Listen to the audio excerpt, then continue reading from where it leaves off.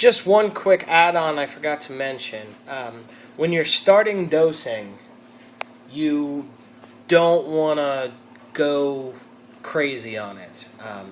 Check your calcium and alkalinity levels and your iodide levels before you do anything. And no matter what, how low they are, you want to gradually change. Just start off with literally a couple drops, a half a milliliter on everything, and do that for a couple days. Check your levels, and then maybe a couple days later, 2 or 3 days later, do a milliliter of each, and start to watch your levels climb, because the worst thing you can do for any tank is to shock the system. Can cause it to crash, can cause it to be unhappy, and you don't want to do that. So really, really, really slow is the way to do it.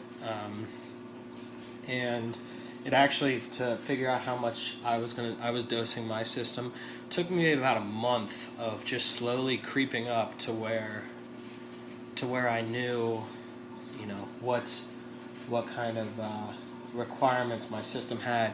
And then after about a month, I continued to test for another month, and now I kind of figured, it levels out, and you can kind of figure out what your system requires, and you don't need to test as much, maybe once a week or so. But get to know your test kits, because I know they're a pain, but they're definitely worth it. Let's see, I'll give you a quick tour. I got just the other day, some coralline started popping up all over. I need to scrape that. But there's my tank. I need to get a better camera. I had the other one, but I didn't really like how that looked. This, no, you can't see it very well. Kenya tree coral, frog spawn, or I'm sorry, that's a frog spawn. That's a hammer, the candy cane, the Duncans. Everything is getting a little close. My whole little polyp, all my polyps, and the green star polyps. There's another Kenya. These are some of the coolest polyps. It doesn't really pick it up. I love these. Little mushroom garden, Blasto and Acan.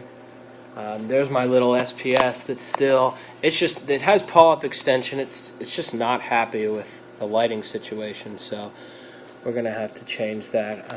Got a couple of little mushrooms. And then back here, I don't know if you can see it, right there is just a piece of Monipora.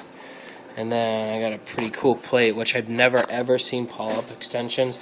It started dying off, but that's right about the time I got it is when I started dosing, about a week later, and it kind of responded and quit dying off. So, yeah. On this side, you can see I had to push down some of the polyps growing up on that SPS because it was killing it, and then just a tiny little head of bubble coral, which I don't think is happy either, right there with a light. So, yeah, that's it. So, everything in the sump is going pretty good. Nothing major. I did, if you've noticed, I'm not even going to touch it because I finally figured out how to kind of silence that overflow. Because that's one thing, using the hang-on back filter as the overflow, it can get pretty loud. So, oh yeah, there's also a little Recordia down there. I'm gonna actually, as soon as I get off here, I'm gonna mess with my tank a little and